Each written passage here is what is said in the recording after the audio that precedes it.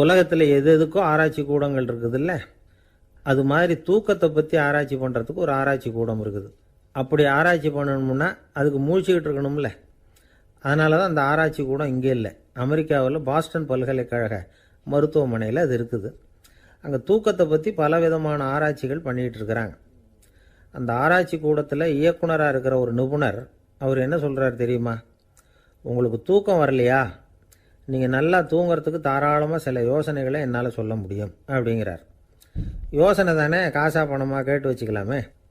உணவு, மனநிலை, தூங்கும் இடத்தோட சூழ்நிலை, படுக்கைக்கு செல்கிறப்போ உள்ள பழக்க வழக்கங்கள், இது காரணமாக ஒருத்தருக்கு தூக்கம் வராமல் போகலாம். தூக்கம் வராததுக்கு இதுதான் காரணம்னா அதையெல்லாம் சுலபமாக கட்டுப்படுத்தலாங்கிறார் அவர். தூக்கத்தை வரவழைக்கக்கூடிய ஒரு நல்ல மருந்து உடற்பயிற்சி. ஆனால் ஒன்று, படுக்க போகிற நேரத்தில் இது மாதிரி உடற்பயிற்சிகள் எல்லாம் செய்யக்கூடாது. கொஞ்சம் முன்னாடி பகல்லையே இந்த பயிற்சிகளை செய்கிறது நல்லது. தூக்கம் வராமல் அவதிப்படுறவங்க பிற்பகல் நேரங்களில் காஃபி, டீ இது மாதிரி பானங்களை சாப்பிடக்கூடாது. மது அருந்துறது கூட தூக்கத்தை பாதிக்கும். வெது வெதுப்பான நீரில் குளிக்கிறது, தியானத்தில் ஈடுபடுறது, ஓய்வாக இருக்கிறது, படுக்கிறது, அதாவது படுக்கிறதுக்கு முன்னாடி ஒரு குவளை பால் சாப்பிட்றது, இதெல்லாம் தூக்கத்தை வரவழைக்கிறது ரொம்ப உதவியாக இருக்கும்.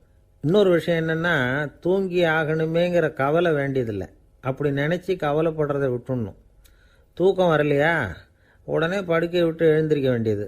வெளியில் வாங்க, வேறு ஏதாவது வேலையில் ஈடுபடுங்க, கொஞ்சம் நேரம் உலாவுங்க, அல்லது ஏதாவது ஒரு புஸ்தகத்தை எடுத்து படிங்க. களைப்பு ஏற்பட்டால் மறுபடியும் படுக்கைக்கு போங்க. தூக்கம் தானே வந்துடும். ஒரு விஷயத்தை மட்டும் நல்லா ஞாபகத்தில் வச்சுக்கணும். படுக்கைக்கு போகிறப்போ உங்கள் மற்ற எல்லா பிரச்சனைகளையும் மறந்துடணும். அது எப்படி சார் முடியும்? அந்த நேரம் தானே எல்லா பிரச்சனையும் வரிசையாக ஞாபகத்துக்கு வருது அப்படின்னு நாம் நினைக்கலாம். ஆனால் பழக்கத்தில் அதை நாம் மாற்றிக்க முடியும். கொஞ்சம் முயற்சி பண்ணணும், அவ்வளோதான். இது எல்லாமே ஆராய்ச்சி பண்ணி பார்த்துட்டு அந்த நிபுணர் சொல்கிற கருத்து தான். இன்னொரு விஷயமும் அவர் சொல்கிறார். அது என்னென்னா, உடல் கோளாறு காரணமாக தூக்கம் வராமல் அவதிப்படுறவங்களுக்கெல்லாம் இந்த யோசனைகள் சரியாக வராது அப்படிங்கிறார். அதுக்கெல்லாம் மருத்துவ சிகிச்சை கொடுத்து தான் சரி பண்ணணும். சில பேருக்கு நடு ராத்திரியில் மூச்சு திணறல் ஏற்பட்டு தூக்கம் வராமல் போயிடும். ஊரெல்லாம் தூங்குறப்போ தான் மட்டும் தூங்காமல் மூழ்கிட்டு இருக்கிறது, ஊரெல்லாம் மூழ்கிட்டு இருக்கிறப்போ தான் மட்டும் தூங்குறது, இது மாதிரி கோளாறுகளால் சில பேர் பாதிக்கப்படலாம். காலு தசை முறுக்கிக்கிறதுனால சில பேருக்கு அடிக்கடி விழிப்பு வரலாம். மன அழற்சி காரணமாக சில பேருக்கு தூக்கம் வராது. இது மாதிரி கோளாறுகளுக்கெல்லாம் அதுக்கு தகுந்த மாதிரி சிகிச்சை கொடுத்து தான் சரி பண்ண வேண்டியிருக்கும். எந்த கோளாறும் இல்லாமல் தூக்கம் வரலைன்னா ஆரம்பத்தில் சொன்ன முறைகளை கடைப்பிடிச்சு பார்க்கலாம். தூக்கம் வந்ததுன்னா யோசனை சொன்ன அந்த நிபுணருக்கு நன்றி சொல்லலாம். ஒருத்தர், ஏன் சார் பஸ்ஸில் தூங்குறது கெட்ட பழக்கமானு கேட்டார். இல்லையே, நான் கூட பஸ்ஸில் போகிறப்ப தூங்கிட்டு தானே போவேன் அப்படின்னார் இன்னொருத்தர். அப்புறம் ஏன் என்ன டிரைவர் வேலை வேணாம்னு வீட்டுக்கு அனுப்பி வச்சுட்டாங்க அப்படின்னாராம் அவர். ஒருத்தரை பார்த்து உன்னுடைய நண்பர்கள் யார் அப்படின்னு ஒரு கேள்வி கேட்டு பாருங்க. கொஞ்சம் யோசிச்சு பதில் சொல்லுவாங்க. அவங்ககிட்டயே உன்னுடைய எதிரிகள் யார் அப்படின்னு கேளுங்க, கடகடன்னு ஒப்பிச்சிருவாங்க. நம்ம மனசு இருக்க, அது எப்படின்னா, நம்ம நண்பர்களை விட எதிரிகளை அது நல்லா ஞாபகத்தில் வச்சுக்கும். இது ஒரு ஆச்சரியமான உண்மை. உங்களால் நண்பர்களை மறந்துட முடியும், ஆனால் எதிரிகளை மறந்துட முடியாது. இது ஒரு வேடிக்கையான நிலைமை தான். அழகான தருணங்களை நாம் ஏன் மறந்துடுறோம்? இது இயற்கை. ஏன்னா நம்ம மனசு மலர்களை கவனிக்கிறது இல்லை, அதில் இருக்கிற முள்ளை தான் கவனிக்குது.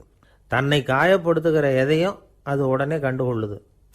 ஒரு தெளிந்த சிந்தனை உடைய மனசு மிக அழகாக உள்ள எல்லாத்தையும் கவனிக்கும். அது நன்றியுடன் உணரக்கூடிய எல்லாத்தையும் பார்த்து குறிச்சிக்கும். இப்படிப்பட்டவங்க வாழ்க்கை இயல்பாகவே நல்லா அமையும். அது ரொம்ப அபூர்வம். மனசில் உள்ள ஒரு சிறிய அமைப்பை மாற்றுவதை பொறுத்து தான் இந்த விஷயம் அப்படிங்கிறார் ஓஷோ. ஒரு யூத கோவில் இருந்து தான், அது யூதர்களின் மடமாகவும் இருந்தது. அங்கே ஒரு தலைமை குரு, அவர் ரொம்ப கண்டிப்பானவர். அந்த கோவிலை ஒட்டி ஒரு தோட்டம். ஒரு நாள் காலையில் அந்த தோட்டத்தில் 2 இளம் யூதர்கள் நடந்து போய்கிட்டு இருக்கிறாங்க. காலையில் 1 மணி நேரம், மாலையில் 1 மணி நேரம் அவங்க அந்த தோட்டத்தில் நடக்கிறதுக்கு அனுமதி உண்டு. மற்ற நேரங்களில் அவங்க மத புத்தகங்களை படிக்கணும், பிற விதிமுறைகளை கடைபிடிக்கணும். அந்த 2 பேருமே தொடர்ந்து புகைப்பிடிக்கிற பழக்கம் உள்ளவங்க. ஆனால் கோவில் மடத்தில் இருக்கிறப்போ அவங்க புகைப்பிடிக்க முடியாது, அது கடுமையான குற்றம். சரி, நாம் தோட்டத்தில் இருக்கிறப்போவாவது புகைப்பிடிக்கலாமா அப்படின்னு ஒரு ஆசை அவங்க 2 பேருக்குமே. இருந்தாலும் பயம். இப்படி கேட்டால் மதகுரு என்ன சொல்லுவாரோ அல்லது என்ன செய்வாரோங்கிற பயம். இப்படியே கொஞ்ச நாள் ஆச்சு. ஒரு நாள் அந்த 2 பேரில் ஒருத்தன் ரொம்ப கலங்கி போய் அந்த கோவிலிருந்து வெளியில் வந்துக்கிட்டு இருந்தான். வந்தவன் நேராக தோட்டத்து பக்கம் போனான். அங்கே இன்னொருத்தன் ஆனந்தமாக புகை பிடிச்சிக்கிட்டு இருக்கிறான். அதை பார்த்து தான் இவனுக்கு அதிர்ச்சி. அட கடவுளே, என்ன இது, நீ கேட்காமலே ஆரம்பிச்சிட்டியா அப்படின்னா. இல்லை நான் கேட்டுவிட்டு தான் ஆரம்பிச்சிருக்கேன்னா அவன். அப்படியா, என்ன மனுஷன் இவர், நானும் தான் கேட்டேன், என்னை கண்ணாமுன்னான்னு திட்டிவிட்டார். இது என்ன கோவிலா இல்லை நரகமா? உனக்கு புகை பிடிக்கணும்னு ஆசையாக இருந்தால் நரகத்துக்கு போகணும்னு சொல்லிவிட்டார். அது சரி, உன்னை மட்டும் எப்படி அனுமதிச்சார் அப்படின்னு கேட்டான் இவன். அவன் சிரிச்சுக்கிட்டே, நீ எப்படி கேட்ட சொல்லு அப்படின்னா.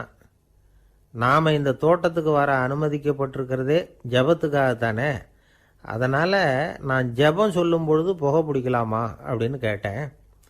அதுக்கு தான் அவர் சத்தம் போட்டு என்னை அடிக்கவே வந்துட்டார் அப்படின்னா இவன். நீ ஒரு மாதிரியாக கேட்டிருக்க, நான் வேறு மாதிரியாக கேட்டிருக்கிறேன். ஜெபம் சொல்லும்போது புகை பிடிக்கலாமான்னு நீ கேட்டிருக்க. ஐயா, புகை பிடிக்கும் பொழுது ஜெபிக்கலாமா அப்படின்னு நான் கேட்டேன். அதில் தப்பு ஒன்றும் இல்லை அப்படின்னு பதில் சொல்லிட்டார் அப்படின்னா. ஒரு சிறிய மாற்றம்தான், அது மிகப்பெரிய மாறுதலை ஏற்படுத்தி விட்டது. மனசு நல்ல விதமாக சிந்திக்க ஆரம்பிச்சுட்டுதுன்னா மகிழ்ச்சிக்கு பஞ்சம் இல்லை. ஒரு கஞ்சன் ஆற்றுல விழுந்துட்டான். வெள்ளத்தில் தத்தடிச்சுக்கிட்டு இருக்கிறான். கரையில் நின்ன ஒருத்தர், உன் கையை கொண்டா இப்படி பிடிச்சி இழுத்து கரையில் சேர்த்து விடுறேன்னார்.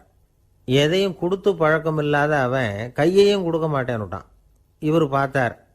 உன் கையை கொடுன்னு சொல்கிறதுக்கு பதிலாக நான் என் கையை கொடுக்குறேன் பிடிச்சிக்கோ அப்படின்னார். அவன் கப்புன்னு பிடிச்சிக்கிட்டான், இழுத்து கரையில் போட்டார். என்ன சார், உங்கள் பையன் என்ன செஞ்சுக்கிட்டு இருக்கிறான் இப்போ அப்படின்னு கேட்டார் ஒருத்தர். அடிக்கடி கண்ணாடி முன்னாடி நின்று அழகு பார்த்துக்கிட்டு இருக்கிறான் சார் அப்படின்னாரு அப்பா. இளம் பருவம் இப்படி தான் இருக்கும், அதையெல்லாம் சாதாரணமாக நினச்சிடாதீங்க அப்படின்னாரு அவர். என்ன சார் சொல்கிறீங்க, கண்ணாடி முன்னாடி நின்றுக்கிட்டு நேரத்தை வீணாக்கிக்கிட்டு இருக்கான், அதை ஒரு பெரிய விஷயமா நான் நினைக்கணுமா அப்படின்னாரு இவர். இளம் பருவத்தில் இளைஞர்களுக்கும் சின்ன பொண்ணுங்களுக்கும் அடிக்கடி கண்ணாடியில் பார்க்கணும்னு தோணும். அது வெறுமனே அழகு பார்க்கறது மட்டும் இல்லை, அவங்க தங்களையே தேடி கண்டுபிடிக்கிற ஒரு முயற்சி அது. இது ஒரு மனோதத்துவ விளைவு. இது வரைக்கும் சின்ன பிள்ளையா இருந்துட்டோம், இனிமேல் நாமளும் மற்றவங்க மாதிரி மனிதர்கள் தான் அப்படிங்கிற உணர்வு அவங்களுக்கு வருது. தங்களோட முகம் எப்படி இருக்குது, அழகு எப்படி இருக்குது, உடம்பு நேரம் எப்படி இருக்குது, முடி எப்படி இருக்குது அப்படிங்கிறதையெல்லாம் கண்டுபிடிக்கிறாங்க. அதுக்கப்புறம் இன்னொரு ஆணோ பொண்ணோ தன்னை கவனிக்கணும் அப்படின்னு நினைக்கிறாங்க. இதெல்லாம் மனோதத்துவ உண்மைகள், இதெல்லாம் இயற்கை. இதை பார்த்துட்டு பெற்றவங்க பிள்ளைங்க கெட்டு போட்டாங்க அப்படின்னு நினைக்கக்கூடாது, அவங்கள திட்டிகிட்டே இருக்கக்கூடாது. இன்றைக்கி பல குடும்பங்களில் இதுதான் நடந்துக்கிட்டு இருக்குது. மனுஷ வாழ்க்கையிலேயே இப்படியும் இல்லாத அப்படியும் இல்லாத ஒரு பருவம் இளம் பருவம். 13லேருந்து 19 வயசுக்கு உட்பட்ட ஆண்கள் பெண்கள் இந்த வகையை சேர்ந்தவங்க, டீனேஜ் குரூப். இவங்கள சின்னவங்கன்னு நினச்சிட முடியாது, பெரியவங்கன்னு நினச்சிட முடியாது. இவங்க ரொம்ப சென்சிட்டிவ். சமூகம் நினச்சா இவங்களை நல்லவங்களாகவும் ஆக்கலாம், கெட்டவங்களாகவும் ஆக்கலாம். கொஞ்சம் அக்கறை எடுத்துக்கிட்டால் பெரிய பெரிய மேதைகளையும் விஞ்ஞானிகளையும் உருவாக்கலாம். ஆனால் நடக்கிறது என்ன தெரியுமா, அநேகமாக இவங்களை யாருமே சரியாக புரிஞ்சுக்கிறது இல்லை, இவங்களை சரியாக நடத்துறதும் இல்லை. இது வரைக்கும் நாம் சொல்கிறத கேட்டுக்கிட்டு இருந்தான், இப்போல்லாம் அவன் இஷ்டத்துக்கு நடக்க ஆரம்பிச்சுட்டான் அப்படின்னு வருத்தப்படுற பெற்றோர்கள் அதிகம். இது வருத்தப்படுற விஷயம் இல்லை, சந்தோஷப்பட வேண்டிய விஷயம். உங்கள் புள்ள சொந்தமாக யோசிக்க ஆரம்பிக்கிறதும் நடந்துக்க ஆரம்பிக்கிறதும் ஒரு தப்பான விஷயமா? அவன் கடைசி வரைக்கும் உங்கள் பேச்சையே கேட்டுக்கிட்டு இருக்கணுங்கிறது என்ன நியாயம்? இன்றைக்கி இளைஞர்களை பெரியவங்க தப்பாக புரிஞ்சுக்கிட்டு தவறாக நடத்துறதுனால தான் அவங்களுக்கு வெறுப்பு, எரிச்சல், மனக்கசப்பு எல்லாம் உண்டாகுது. பெற்றவங்க சரியாக மதிக்கிறது இல்லை அப்படிங்கிற ஒரே காரணத்தினாலேயே வீணாக போகிற பிள்ளைங்க இன்றைக்கி அதிகம். சரி, பெற்றவங்களுக்கு இன்றைக்கி என்ன தான் புத்தி சொல்ல வர்றீங்க அப்படின்னு கேட்குறீங்களா? நாம் எதையும் சொல்ல வரல, ஆனால் அது சம்பந்தமான சில நிபுணர்கள் சொல்லியிருக்கிறத உங்கள் காதில் போட்டு வைக்கலாம். அது என்னென்னா, பிள்ளைங்க கிட்ட அன்பு செலுத்துங்க. குழந்தையாக இருந்தப்போ எவ்வளவு பாசமாக இருந்தீங்க, வளர வளர அதை ஏன் குறைச்சிக்கிறீங்க? பெற்றவங்களின் அன்பான வார்த்தைகளுக்கு ஏங்குறவங்க தான் இன்றைய இளைஞர்கள். அவங்க எதை சொன்னாலும் அதை அக்கறையாக காது கொடுத்து கேளுங்க, அலட்சியப்படுத்தாதீங்க. அவங்க விரும்புகிறது உங்கள்கிட்டேருந்து ஒரு மதிப்பு, மரியாதை, அங்கீகாரம், இவ்வளவுதான். அவங்க அவங்களாவே முடிவுகள் எடுக்கட்டும், அதுக்கு நீங்கள் உதவியாக இருங்க, அது போதும். மற்றவங்க முன்னாடி, முக்கியமாக அவங்க நண்பர்கள் முன்னாடி அவங்கள பற்றி மட்டமாக பேசாதீங்க. அவங்கக்கிட்ட பொய் சொல்லக்கூடாது. நீங்கள் சொன்னது பொய்ன்னு தெரிஞ்சு போச்சுன்னா உங்கள் பேரில் அவங்களுக்கு இருக்கிற மதிப்பு போயிடும், நம்பிக்கை போயிடும். அவங்களுக்கு முன்னாடி நீங்கள் சண்டை போடக்கூடாது. உங்கள் பிள்ளைய எப்பவும் இன்னொரு பிள்ளையோட ஒப்பிட்டு பேசுகிற வேலையே வேணாம். கூட பிறந்த மற்றவங்களோட கூட ஒப்பிடக்கூடாது. இப்படி செஞ்சால் அவன் உங்ககிட்டையும் பிரியமாக இருக்க மாட்டான், அவங்ககிட்டையும் பிரியமாக இருக்க மாட்டான். புள்ள எங்கே போகிறான், என்ன பண்ணுறான் அப்படின்னுலாம் துப்பறிஞ்சிக்கிட்டு இருக்கக்கூடாது. இளைஞர்கள் தனிமையை விரும்புகிறவங்க. அவங்கள பெட்டியில் வச்சு மூடி பாதுகாக்கணும்னு நினைக்கக்கூடாது. அவங்கள எப்படி பாதுகாக்கிறது அப்படிங்கிறது அவங்களுக்கே தெரியும்.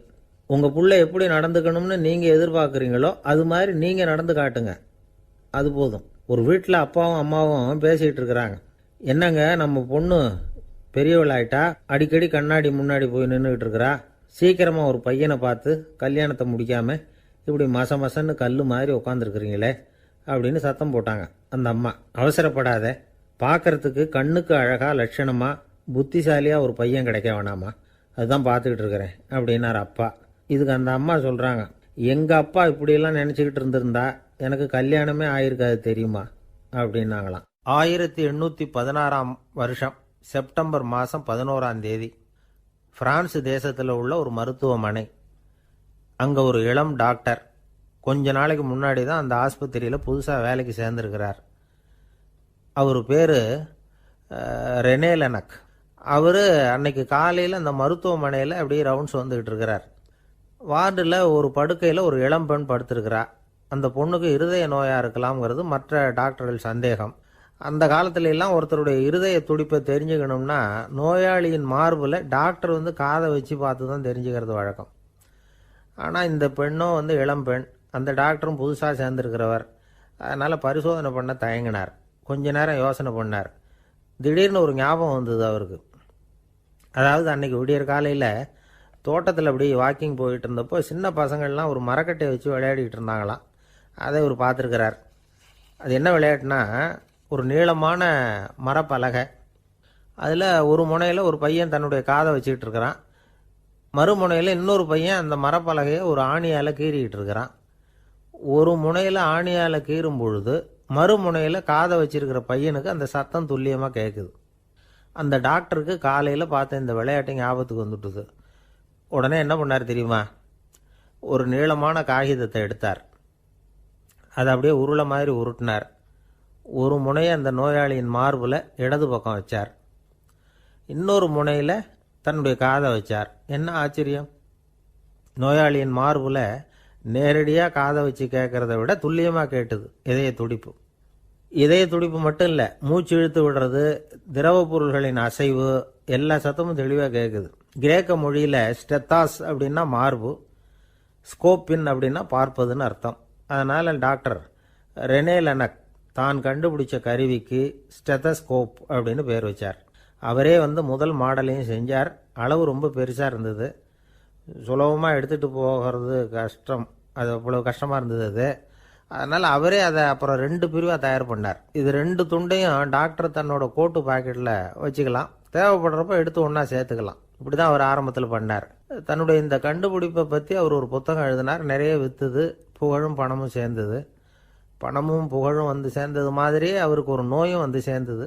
அது என்ன நோயின்னு கண்டுபிடிக்கிறதுக்கும் அவர் கண்டுபிடிச்ச கருவி தான் உபயோகப்பட்டு தான். அவரே அதை கண்டுபிடிச்சார். அவருக்கு வந்திருந்தது காச நோய். 1826 வருஷம் ஆகஸ்ட் மாதம் 13 உலகத்தின் முதல் ஸ்டெதஸ்கோப்பை கண்டுபிடிச்ச டாக்டர் ரெனே லெனக் காலமானார். அவர் சாகிறதுக்கு முன்னாடி மரத்தால் செஞ்சு வச்சிருந்த ஸ்டெதஸ்கோப்பை தனக்கு வேண்டியப்பட்ட ஒரு டாக்டர்கிட்ட கொடுத்து, என்னுடைய சொத்துக்கள்லேயே ரொம்ப வசந்தது அப்படின்னு சொன்னாராம். அதுக்கப்புறம் 3 வெள்ளைக்காரங்க சேர்ந்து இந்த கருவியில் சில மாற்றங்களை பண்ணாங்க. ஆனால் 1829 லண்டனில் டாக்டர் நிக்கோலஸுங்கிறவர் ஒரு காதால் இதய துடிப்பை கேட்குறத விட டாக்டர் 2 காதாலையும் கேட்கறது தான் சரியாக இருக்கும் அப்படின்னு ஒரு கருத்தை வெளியிட்டார். அதுக்கப்புறம் ரொம்ப காலம் கழித்து 1852 ஜார்ஜ் காமான் அப்படிங்கிறவர் ரப்பர் டியூப்களை உபயோகப்படுத்தி 2 காதாலையும் கேட்குற மாதிரி ஒரு புதிய வடிவத்தை அதுக்கு கொடுத்தார். அதுக்கு பிறகு அது படிப்படியாக எவ்வளவோ மாற்றங்கள் இருந்தாலும் ஆரம்பத்தில் டாக்டர் ரெனே லெனக் உருவாக்கின அடிப்படை மாடலை யாரும் மாற்றி அமைக்கலைங்கிறது தான் முக்கியமான விஷயம். நமக்கு தெரிஞ்ச ஒரு ஆஸ்பத்திரி, அதில் ஒரு நோயாளி, காலை நேரத்தில் நர்ஸு அந்த பக்கமாக போயிட்டு இருந்தாங்க. அதை பார்த்துட்டு ஒரு நர்ஸுன்னு கத்துறார். நர்ஸு அவசரமாக ஓடி என்ன விஷயம்னு கேட்டாங்க. சிஸ்டர், இங்கே பாருங்கள், உங்கள் டாக்டரை என் நெஞ்சில் அவர் காதை வச்சு கேட்டுக்கிட்டு இருக்கிறார் அப்படின்னார் நோயாளி. சிஸ்டர் பதட்டப்படாமல், அதனால் என்ன, இந்த டாக்டர் பழமையான விஷயங்களில் ரொம்ப நம்பிக்கை உள்ளவர், அதனால் ஸ்டெதாஸ்கோப்பை உபயோகப்படுத்தாமல் காதை வச்சு கேட்குறார், அது ஒன்றும் தப்பு இல்லை அப்படின்னாங்களாம். ஐயோ, அதுக்காக இல்லை சிஸ்டர், இவர் என் நெஞ்சு மேலே தலையை வச்சது நேற்று ராத்திரி 9 மணி, இப்போ விடிஞ்சு போச்சு, இன்னமும் தலையை எடுக்கவே இல்லை, அதுக்காக தான் சந்தேகப்பட்டு உங்களை கூப்பிடுறேன் அப்படின்னாராம். அரேபிய நாடு, அங்கே ஒரு ஆட்சி தலைவர், அரேபிய நாட்டு ஆட்சி பொறுப்பை ஏற்றுக்கிட்டவர். அவர் ஆட்சி பொறுப்பை ஏற்றுக்கிட்ட பிறகு ஒரு நாள் ஒரு தெருவில் நடந்து போய்கிட்டு இருந்தார். அவர் தோளில் ஒரு பெரிய துணி மூட்டை, அதை சுமந்துக்கிட்டு கடத்தெருவை நோக்கி அவர் போய்கிட்டு இருக்கிறார். வழியில் அவரை சந்தித்தார் உமர். அவர் கேட்டார், கலீஃபா அவர்களே, எங்கே புறப்பட்டுட்டீங்க அப்படின்னு கேட்டார். கலீஃபான்னா ஆட்சி தலைவர்னு அர்த்தம். இதுக்கு அவர் சொன்னார், நான் துணி வணிகம் செய்கிறவன், அதனால் துணி வியாபாரம் செய்கிறதுக்காக போயிட்டுருக்கிறேன்னார். நீங்கள் இப்போ இந்த நாட்டுக்கு ஆட்சி தலைவர், ஆட்சி பொறுப்பில் இருக்கிறீங்க, நீங்கள் வியாபாரம் செய்ய போட்டால் அரசு பணிகளை செய்கிறது யார் அப்படின்னு கேட்டார் அவர். நான் அரசு பணிகளை மட்டுமே செஞ்சுக்கிட்டு இருந்தா என் குடும்பத்தை காப்பாற்றுறது யார் அப்படின்னு கேட்டார் அவர். இப்படி கேட்டவர் யார் தெரியுமா? அவர் தான் அபூபக்கர், இறை தூதர் முகமது அவர்களுக்கு பிறகு கலீஃபாவாக தேர்ந்தெடுக்கப்பட்டவர். அப்போலாம் ஆட்சி தலைவர்களுக்கு சம்பளம்னு எதுவும் கிடையாது. இந்த பிரச்சனையை எப்படி தீர்க்கிறதுன்னு யோசனை பண்ணார் உமர். அபு உபைதா அவர்கள்கிட்ட அழைச்சிட்டு போனார். அவர் யாருன்னா, அவர் தான் பொது நிதி கருவூலத்தின் பொறுப்பாளர். அவர்கிட்ட பிரச்சனையை சொன்னார். இது மாதிரி ஆட்சி தலைவருக்கு பொது நிதியிலிருந்து ஊதியம் அளிக்க முடியுமான்னு கேட்டார். பொது நிதி விதிகளின்படி அதுக்கு சாத்தியம் இல்லைன்னு சொல்லிவிட்டார் அவர். சரி, வேற ஏதாவது வழி இருக்குதான்னு கேட்டார் உமர். அபு உபைதா கொஞ்சம் யோசனை பண்ணி பார்த்தார். அப்புறமா சொன்னார், மக்காவிலிருந்து மதீனாவுக்கு குடிபெயர்ந்து வந்த அகதிகளுக்கு நிதி உதவி அளிக்கிறதுக்கு விதிகளில் இடம் இருக்கு. அப்படி பார்த்தா அபூபக்கரும் அகதி தானே, அதனால எல்லா அகதிகளுக்கும் கொடுக்கறது மாதிரியே அவருக்கும் ஒரு தொகை அளிக்கலாம்னார். கலீஃபா அபூபக்கருக்கு இந்த அகதி உதவி தொகையைத்தான் கொடுத்துட்டு வந்தாங்களாம். குடும்ப செலவுக்கு அது போதுமானதா இல்லை. இருந்தாலும் கலீஃபாங்கிறதுக்காக மற்ற அகதிகளை விட அதிகமாக தொகையை பெற அவர் விரும்பலை.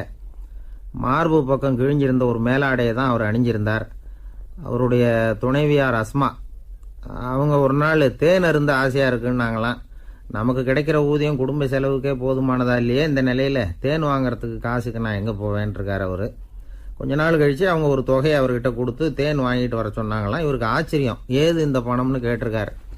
நீங்கள் தினமும் குடும்ப செலவுக்காக கொடுத்துக்கிட்டு வந்த பணத்தில் கொஞ்சம் கொஞ்சமாக மிச்சப்படுத்தி வச்சேன்னாங்களாம். அபூபக்கர் அந்த பணத்தை எடுத்துக்கிட்டு நேராக பொது நிதி கருவூல பொறுப்பாளர்கிட்ட போனார். இந்த பணத்தை பொது நிதியில் சேர்த்துருங்க, இது அதிகப்படியாக எனக்கு தரப்பட்டு வந்த ஊதியம், அடுத்த மாதத்திலேருந்து இந்த தொகையை குறைச்சிங்கன்னு வேற சொல்லிவிட்டாராம்.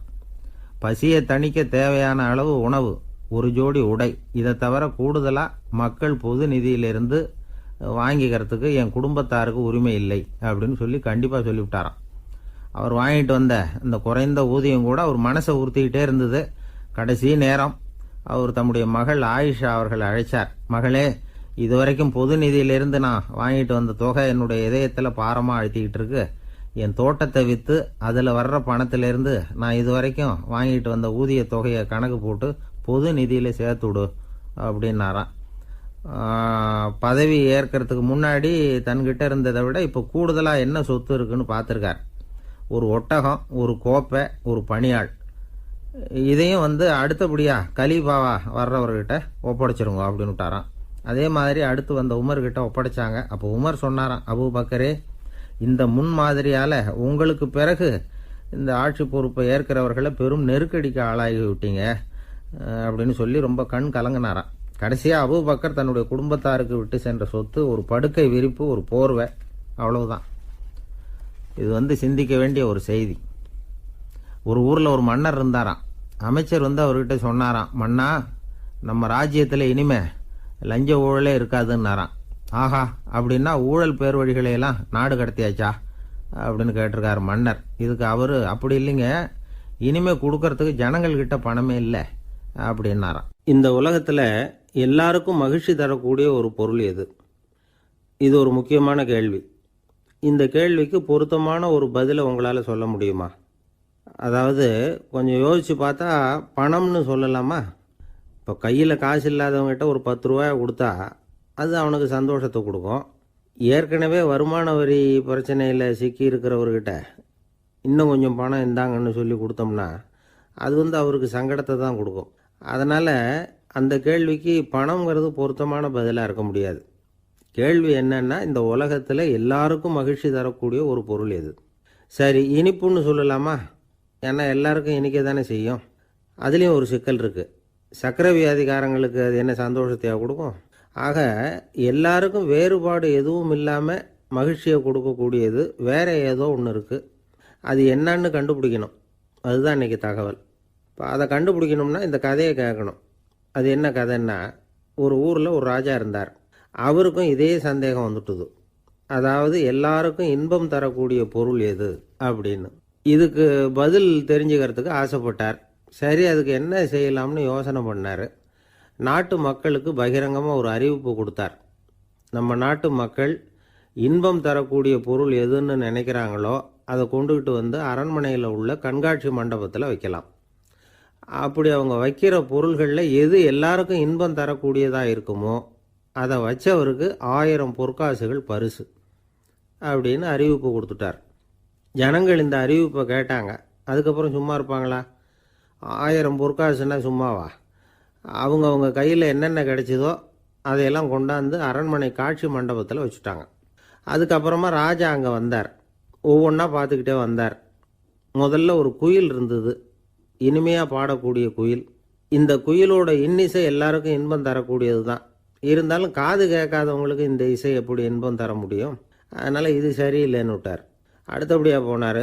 அங்கே என்ன வச்சுருக்குறாங்கன்னு பார்த்தா ஒரு அழகான மயில் அங்கே தோகை விரித்து ஆடிக்கிட்டு இருக்குது. இந்த மயிலோட ஆட்டம் மனசுக்கு இன்பம் தரக்கூடியது தான். இருந்தாலும் பார்வை இல்லாதவங்க இந்த ஆட்டத்தை பார்த்து ரசிக்க முடியுமா? முடியாது. அதனால் இதுவும் சரியில்லை அப்படின்னு சொல்லிவிட்டார். அதுக்கு அடுத்தபடியாக போனார். பல வகையான இனிப்பு பண்டங்களை வச்சுருந்தாங்க. பார்த்தார், வயசானவங்களுக்கும் நோயாளிகளுக்கும் இது இன்பம் தராது, துன்பம் தான் கொடுக்கும் அப்படின்னார். இப்படி ஒவ்வொன்றா பார்த்துக்கிட்டே போகிறார். அழகான மலர்கள், கனிகள், ஓவியங்கள் எதுவுமே பொருத்தமாக தெரியல. சகல பேருக்கும் இன்பம் தரக்கூடிய வகையில் எதுவும் இல்லை. கடைசியாக வந்தார். அங்கே ஒரு களிமண் பொம்மை இருந்தது. அது என்ன பொம்மை தெரியுமா? பசியால் வாடி இருக்கிற ஒருத்தருக்கு ஒரு அம்மா இனிமையாக பேசிக்கிட்டு சோறு போடுறது மாதிரி அந்த பொம்மையை செஞ்சுருந்தாங்க. அதுக்கு கீழே அன்பு அப்படின்னு எழுதியிருந்ததுதான். ராஜா பளிச்சுன்னு ஒரு முடிவுக்கு வந்தார். அந்த பொம்மையை செஞ்ச சிற்பியை வரவழைச்சார், பரிசு கொடுத்தார்.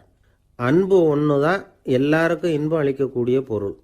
காது கேட்காதவங்களும் அதை கேட்க முடியும், பார்வை இல்லாதவங்களும் அதை பார்க்க முடியும், குழந்தைகளும் அதை உணர முடியும் அப்படின்னு அதுக்கு விளக்கம் கொடுத்தார் அந்த மன்னர். இந்த உலகத்தில் எல்லாருக்கும் மகிழ்ச்சி தரக்கூடிய ஒரு பொருள் அன்பு தான். அதை புரிஞ்சுக்கிட்டு தான் சில கணவன்மார்கள் மனைவி பேரில் ரொம்ப அன்பை காட்டிக்கிறது வழக்கம். ஒரு வீட்டு வாசப்படி பக்கமாக மழைக்கு ஒதுங்கினார் ஒருத்தர். மழை தூரிக்கிட்டு இருந்தது, இருட்டு நேரம்.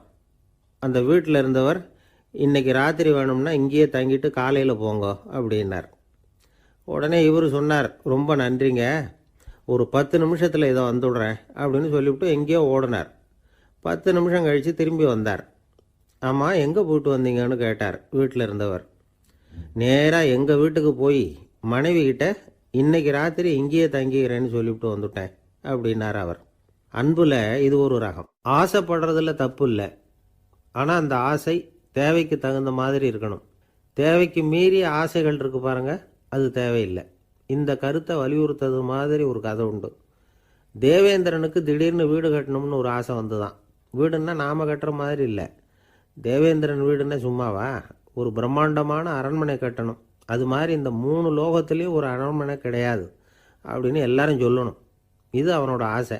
உடனே தேவ தச்சரான விஸ்வகர்மாவை கூப்பிட்டான், உத்தரவு போட்டான். விஸ்வகர்மா தன்னுடைய உதவியாளர்களை எல்லாம் கூப்பிட்டு ஒன்றா சேர்த்துக்கிட்டார். படாத பாடுபட்டு ஒரு பெரிய அரண்மனையை கட்டி முடித்தார். கட்டி முடிக்க 1000 வருஷம் ஆச்சு. தேவேந்திரன் பார்க்குறான். அவனுக்கு திருப்தி ஏற்படலை. என்னுடைய அந்தஸ்துக்கு இது ரொம்ப சாதாரணமான கட்டிடம், இதை விட இன்னும் பெருசாக கட்டு அப்படின்னா. தேவ தச்சர் திணறி போயிட்டார். அவரால் அதுக்கு மேலே எதுவும் செய்ய முடியல. என்ன பண்ணுறதுன்னு யோசனை பண்ணார். நேராக நாரதர் காலில் போய் விழுந்தார். நீங்கள் தான் என்னை இந்த பிரச்சனையிலேருந்து காப்பாற்றணும்னார். நாரதர் யோசனை பண்ணார். சரி, கவலைப்படாதேன்னார். நேராக இந்திரங்கிட்ட போனார். இந்திரன் வந்து நாரதரை பார்த்த உடனே வாங்கன்னு கூட்டிகிட்டு போய் அரண்மனையை காட்டினான். இது மாதிரி ஒரு அரண்மனையை நீங்கள் வேற எங்கேயாவது பார்த்துருக்குறீங்களா அப்படின்னு ரொம்ப பெருமையாக கேட்டான். நான் பார்த்ததில்லை, ஆனால் என்னை விட வயசில் மூத்தவர் மகரிஷி லோமேசர், அவர் ஒரு வேளை பார்த்துருக்கிறாரா என்னமோ அப்படின்னார். உடனே அவரை மனசில் நினச்சி தியானம் பண்ணினார். அடுத்த கணம் லோமேசர் அங்கே வந்தார். இடையில ஒரு சின்ன துண்டு, கையில் ஒரு கமண்டலம், தலையில் ஒரு பாய், அவ்வளவுதான் அவர்கிட்ட இருந்தது. எதுக்காக தலையில் இந்த பாய் அப்படின்னு கேட்டான் இந்திரன். என்ன மாதிரி அற்ப ஆயுள் உள்ள ஒரு ஜீவன் தனியாக வீடு கட்டிக்கிட்டு திண்டாடணுமா? இந்த பாய் தான் ஒரு வீடு மாதிரி எனக்கு நிழல் கொடுக்குது அப்படின்னார் அவர். என்னது, உங்களுக்கு வந்து அவ்வளவு கொஞ்சமான ஆயுளா அப்படின்னு ஆச்சரியத்தோடு கேட்டான் இந்திரன். ஆமாம், இதை பாரு, என்னுடைய மார்பில் ஒரு பொற்காசு அளவுக்கு ரோமம் உதிர்ந்துட்டுது. எப்போ என் உடம்புல உள்ள எல்லா ரோமமும் உதிர்ந்துருமோ அப்போ என்னுடைய ஆயுள் முடியும் அப்படின்னார். எப்போ அந்த ரோமங்கள் பூரா உதிரும்னு கேட்டான் இவன். ஒரு பிரம்மா மறைஞ்சதும் ஒரு ரோமம் உதிரும். என் உடம்புல உள்ள ரோமங்களின் எண்ணிக்கை எவ்வளவோ அவ்வளவு பிரம்மாக்கள் தோன்றி அவங்க ஆயுள் முடியும் பொழுது என் உடம்புல உள்ள ரோமங்கள் பூரா உதிரும் அப்படின்னார். அப்படின்னா ஒரு பிரம்மாவோட ஆயுள் எவ்வளவு காலம்னு கேட்டான். ஒரு பிரம்மாவுக்கு 100 தேவ வருஷம். ஒவ்வொரு தேவ வருஷத்துக்கும் 365 தேவ நாள். ஒவ்வொரு தேவ நாள்லையும் ஒன்ன மாதிரி 14 இந்திரர்கள் தோன்றி மறைகிறாங்க அப்படின்னு மகரிஷி லோமேசர் சொல்கிறார். இதை கேட்டதும் இந்திரன் ஆடி போயிட்டான். அவ்வளவு ஆயுள் உள்ள இவரே அற்ப ஆயுள்னு சொல்கிறார். நான் என்னுடைய ஆயுளை பெருசாக நினச்சிக்கிட்டு பிரம்மாண்டமான அரண்மனை கட்டணும்னு ஆசைப்படுறேனே அப்படின்னு நினச்சான். எனக்கு வீடு கட்டின வரைக்கும் போதும்னு விட்டான். அதனால் நாமெல்லாம் நம்முடைய தேவைக்கு தகுந்த மாதிரி ஆசைப்படுறது தான் நியாயம். ஆனால் அப்படியே நடந்துக்கிறோம். மனுஷன் வந்து கடவுளையே ஏமாற்றி காசு வாங்கிறதுக்குள்ள ஆசைப்படுறான். ஒருத்தன் கடவுளை நினச்சி தவம் இருந்தான். கடவுள் நேரில் வந்தார். தேவலோகத்தில் ரூபாய்க்கெல்லாம் என்ன மதிப்புன்னு கேட்டான். அங்கெல்லாம் ரூபாய்ங்கிறது உங்கள் பணத்தில் 1 கோடி ரூபாய்க்கு சமம். அதாவது தேவலோகத்தில் 1 ரூபான்னா இங்கே 1 கோடி ரூபா. அது மாதிரி எங்களுக்கு ஒரு நாளுங்கிறது உங்கள் கணக்கில் 1 கோடி வருஷத்துக்கு சமம் அப்படின்னார் கடவுள். அப்படின்னா எனக்கு நீங்கள் அதிகமாக எதுவும் தர வேணாம், உங்கள் கணக்குப்படி ஒரே 1 ரூபா கொடுங்க, அது போதும்னா இவன் ரொம்ப சாமர்த்தியமாக. கடவுள் யோசனை பண்ணார். அது ஒன்றும் கஷ்டம் இல்லை, 1 ரூபா தானே கேட்குற, கொடுத்துட்றேன். ஆனால் இப்போ வரும்பொழுது நான் எடுத்துக்கிட்டு வரல, எங்கள் கணக்குப்படியே 1 நாள் பொறுத்துக்க பணத்தோடு வந்துடுறேன் அப்படின்னு சொல்லிவிட்டு பறந்து போயிட்டார். ஒரு நாள் ஒரு தகப்பனார் தன்னுடைய பிள்ளையை அழைச்சிக்கிட்டு வந்தார். சார், இவன் சரியாக படிக்க மாட்டேங்கிறான், பெரியவங்களை மதிக்க மாட்டேங்கிறான், நீங்கள் கொஞ்ச நாள் இவனுக்கு குருவாக இருந்து நல்ல விஷயங்களை சொல்லி கொடுத்தா தேவையில்லைன்னார். பெரியவங்களையே மதிக்காதவன் எப்படி என்ன மதிக்க போகிறான் அப்படிங்கிறது நமக்கு யோசனை வரும் இல்லையா? வேணாங்க, என்னை விட்டுருங்க அப்படின்னோம். அவர் விட மாட்டேன்னு விட்டார். இல்லைன்னா அவரே சிஷ்யன் ஆகிடுவார் போல இருந்தது. சரி, வேறு வழி இல்லாமல் அந்த பையனையே என்னுடைய சீடை நான் ஏற்றுக்கிட்டு உபதேசம்லாம் பண்ண ஆரம்பித்தோம். அதாவது குரு பக்தின்னா அது எப்படி இருக்கணுங்கிறத பற்றி சொல்லி கொடுத்தோம் அவனுக்கு. சதமகர் அப்படின்னு ஒரு குரு இருந்தார். அவருக்கு ஒரு சீடர். அவன் பேர் துளசி சைதன்யன், நைஷ்டிக பிரம்மச்சாரி. தன்னுடைய குருவுக்கு எந்த நேரத்தில் எது தேவைங்கிறத புரிஞ்சுக்கிட்டு சேவை செய்கிறவன். ஆனால் இவனை பற்றி மற்ற சீடர்களுக்கு பொறாமல் வந்துட்டுது. இவன் மட்டும் இப்படி இருக்கானேன்னு உடனே குருக்கிட்ட போய் கோல் மூட்டினாங்க. அவன் சரியில்லை, அவன் நடந்துக்கிறது சரியில்லை, அப்படி இப்படின்னு எதையாவது சொல்லி. இருந்தாலும் இதையெல்லாம் அந்த குரு நம்பலை. அவருக்கு தெரியும் யார் யார் எப்படின்னு. துளசி சைதன்யன் பெருமையை மற்ற சீடர்களுக்கு உணர்த்தணும் அப்படின்னு நினைச்சார். அதுக்கு ஒரு வழி பண்ணார். ஒரு நாள் சீடர்களை எல்லாம் கூப்பிட்டுக்கிட்டு ஒரு காட்டு வழியாக போய்கிட்டு இருந்தார். அங்கே ஒரு பெரிய மலை அருவி கொட்டிக்கிட்டு இருந்தது. குரு சீடர்கள் பக்கம் திரும்பினார். இந்த மலையின் மேலே இருந்து அந்த படுபாதாளத்தில் குதிக்கிறதுக்கு உங்களில் யார் தயார் அப்படின்னு கேட்டார். ஒரு சீடனும் ஆய திறக்கலை, ஒதுங்கி நின்றுக்கிட்டாங்க. பின்னாடி மூட்டை முடிச்சோடு வந்துக்கிட்டு இருந்தான் துளசி சைதன்யன். அவனை பார்த்தார். தபாருப்பா, நீ மேலே இருந்து அந்த அருவியில் குதி அப்படின்னார். அப்படியே செய்கிறேன் சுவாமின்னா ஓடி போய் பொத்துன்னு குதிச்சுட்டான். அடுத்த கணமே குருநாதர் தன்னுடைய யோக சக்தியால் பறந்து போய் அவன் கீழே விழுந்துடாமல் தாங்கி பிடிச்சி கொண்டுகிட்டு வந்துட்டார். மற்ற சீடர்களுக்கெல்லாம் ஒரு மாதிரி ஆயிட்டுது. அடுத்தபடியாக என்ன பண்ணலாம்னு யோசித்தாங்க இவனை மாட்டி விடுறதுக்கு. ஒரு நாள் வெத்தலை அடிக்கிற ஒரு சின்ன உரலையும் உலக்கையையும் எடுத்து ஒளிய வச்சுட்டாங்க. சதமகர் சன்னியாசி இல்லை, அவர் வெத்தலை போடுவார். பல்லு சரியில்லை, அதனால் இடித்து தான் வெத்தலையை போடணும். திடீர்னு வெத்தலை பாக்கு கேட்டார். வழக்கமாக உரலில் இடித்து தர்றது தான் துளசியின் பழக்கம். உரலை தேடினா கிடைக்கல, என்ன பண்ணுறது? குரு கேட்டுவிட்டாரே, குரு சேவை தானே முக்கியம். இவன் என்ன பண்ணா, வெத்தலை பாக்க தன்னுடைய வாயில் போட்டு முன்னு அதை எடுத்து அவர்கிட்ட கொடுத்துட்டான். குரு எதையோ படிச்சுக்கிட்டே அதை வாங்கி வாயில் போட்டுக்கிட்டார். துளசி, இன்னைக்கு தாம்பூலம் வந்து நல்லா இடிக்கப்பட்டிருக்கு, ருசியாக வேற இருக்குது, அதை இடித்த பாத்திரத்தை என் கண்ணால் பார்க்கணும்னு ஆசையாக இருக்குன்னு விட்டார். அதை மட்டும் அனுப்பி போய் நீ வர வேண்டான்னு வேற சொல்லிவிட்டார். இதை கேட்டதும் துளசி தவிச்சு போயிட்டான். இவன் போகாமல் எப்படி வாயை மட்டும் அனுப்பி வைக்க முடியும்? இவன் தவிக்கிறத பார்த்ததும் மற்ற சீடர்களுக்கெல்லாம் மனசுக்குள்ளே ரொம்ப சந்தோஷம். துளசி கொஞ்சமும் யோசிக்கலை, வாழை எடுத்தான், தன்னுடைய தலையவே அப்படியே அறுத்து வெட்டி எடுத்தான், இன்னொரு சீடங்கிட்ட கொடுத்துட்டான், எடுத்துகிட்டு போன்னு சொல்லி கொண்டுட்டு போய் குரு முன்னாடி வைக்கிறாங்க. அந்த தலையில் வாய் திறந்துருக்கு, வெத்தலை போட்டு முன்னு இருந்தது, தெரிஞ்சு போச்சு, சிவப்பாக இருந்தது. அவனுடைய குரு பக்தியை இப்போ எல்லாரும் ஒத்துக்கிட்டாங்க. அதுக்கப்புறம் குரு சதமகர் தன்னுடைய அற்புத திறமையினால் அந்த தலையை மறுபடியும் ஒட்ட வச்சுட்டார். துளசிக்கு உயிர் வந்துட்டுது. இப்படி ஒரு பெரிய கதை உண்டு. அதாவது துளசி சைதன்யன் அவனுடைய குரு பக்தி எப்படி அப்படின்னு கேட்டோம். ரொம்ப அபாரம் அப்படின்னு அந்த பையன் அடக்கமாக, சும்மா விளையாட்டுக்காக தான் அப்படி அவங்ககிட்ட கேட்டோம். ஏன்பா உன்னுடைய குரு பக்தியை என்கிட்ட காட்டுறதுக்கு உன்னோட கழுத்தை நீயே அறுக்கணும்னு நான் சொன்னேன், அதை நீ செய்வியா அப்படின்னு கேட்டோம். என்னுடைய கழுத்தை வந்து நானே அறுக்க வேண்டிய அவசியம் இல்லை சார் அப்படின்னா அவன். ஏண்டான்னு, அதே காரியத்தை தான் இனிமேல் நீங்கள் தினமும் செய்ய போகிறீங்களே சார் அப்படிங்கிறான். ஒருத்தர் ரொம்பவும் மகிழ்ச்சியாக வந்துக்கிட்டு இருந்தார். என்ன விஷயம்னு விசாரித்தேன். நான் தோற்று போயிட்டேன், அதுதான் மனசுக்கு மகிழ்ச்சியாக இருக்குது அப்படின்னார். எனக்கு இது ரொம்ப ஆச்சரியமாக போச்சு. இந்த உலகத்தில் தோற்று போகிறவங்க யாரும் மகிழ்ச்சியாக இருக்கிறது இல்லை. அப்படி இருக்கிறப்ப இவர் இப்படி சொல்கிறாரே, எங்கே தோற்று போனீங்கன்னு கேட்டேன். அதுக்கப்புறம் தான் அவர் விவரமாக சொன்னார். என்னோட 5 வயசு குழந்தையோட நான் விளையாடிக்கிட்டு இருந்தேன். அந்த விளையாட்டில் என் குழந்தை ஜெயிச்சு விட்டுது, நான் தோற்று போயிட்டேன் அப்படின்னார் ரொம்ப உற்சாகமாக. நான் யோசித்து பார்த்தேன். அதாவது நாம் சின்ன குழந்தையாக இருக்கிறப்போ எந்த விளையாட்டில் கலந்துக்கிட்டாலும் அதில் நாம் தான் ஜெயிக்கணும்னு ஒரு வெறி நமக்குள்ளே இருக்கும். நம்மளை எதிர்த்து விளையாடுறவர் நல்லவரா கெட்டவரா, பெரியவரா சின்னவரா அப்படிங்கிறதெல்லாம் முக்கியம் கிடையாது. அவர் தோற்று போகணும், நாம் ஜெயிக்கணும், அதுதான் முக்கியம். எதிரியை சந்தோஷப்படுத்த விளையாடுகிற கலை வந்து அப்போ நமக்கு தெரியறதில்ல.